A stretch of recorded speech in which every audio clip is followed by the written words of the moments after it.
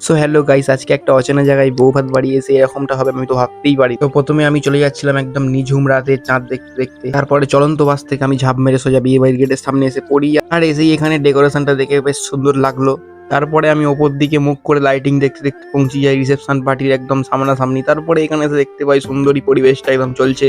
তারপরে আমি একটু ফটোশুটে লেগে যাই, তারপরে এখানে ফটোশুট কমপ্লিট করি। আর এখানের মহলটাও বেশ সুন্দর হয়ে যায়। ক্যামেরাম্যান তো প্রায় ভিড়ের মধ্যে ঠেসে গেছে যে কি করে ফটো তুলবে সেটা তো ভাবছে।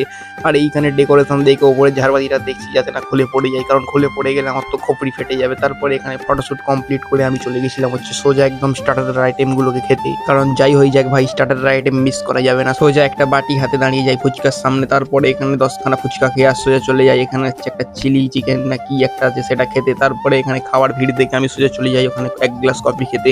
আর কফি খেয়ে আমার জিভটা যায় পুড়ে, আর পুড়ে যাওয়ার ফলে আমি এখানে দাঁড়িয়ে পড়ি সোজা ভিড়ের মাঝখানে। তারপরে এখানে আমরা সবাই একসাথে খাওয়া দাওয়া গুলো কমপ্লিট করছিলাম, আর আবার একটা কফির চুমুক খেললাম আর আবার জিভটা গেল পুড়ে। তারপরে এখানে ভিড়গুলো দেখতে দেখতে আমি অবাক হয়ে যাই। তারপর অবাক হয়ে যাওয়ার পর একটা কুলফি খেয়ে অবাক হওয়ার মনটাকে শান্ত করি, আর শান্ত করে নেওয়ার পর ফাইনালি আমি এখানে দাঁড়িয়ে থাকি কখন আমি মেন কোর্সের আইটেমগুলোকে খাবো। তারপরে এখানে দাঁড়িয়ে থাকতে থাকতে আমি হয়ে গেছিলাম বিরক্ত।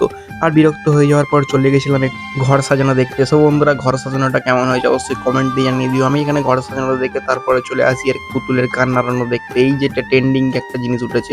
তারপরে এখানে খাওয়া ছেড়ে দাদু একদম নাস্তা শুরু করে দিয়েছে, আর আমরাও সাইড থেকে হাত দোলাচ্ছিলাম হালকা হালকা করে। তারপরে এখানে বসে পড়ি ফাইনালি আমি খেতে। তো বন্ধুরা, খেতে বসে পড়ি আর চারপাশটা একটু ঘুরে ঘাড়ে দেখছিলাম যে কেউ আমাকে দেখছে না। তো দেখলেও বা কি বন্ধুরা, আমি তো একদম চোখ বুঝিয়ে খাবার খাবো। তারপরে এখানে বসে পড়ার পরে আমাকে দিয়ে চলে গেল পাতা, গ্লাস, জল, থালা সবকিছু দিয়ে থালা মিন্স বলতে গেলে একটা সেই অ্যাস্ট্রে টাইপের। তারপরে এখানে আস্তে আস্তে সব খাবারগুলো আসতে থাকে আর আমিও আস্তে আস্তে এখানে খেতে থাকি। তারপর খাওয়া হয়ে যাওয়ার পর অন্ধকার রাস্তার তারা গুনতে গুনতে আমি সোজা চলে আসি মামার বাড়ি। টাটা।